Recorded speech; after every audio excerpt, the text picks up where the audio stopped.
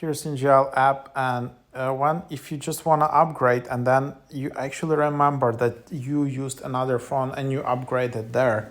So to restore your account, just tap on this red button and then you can just tap restore.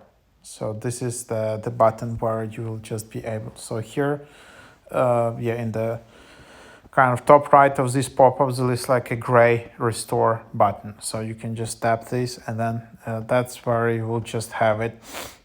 If you still need help after this, you can just reach out to help@ngl.com.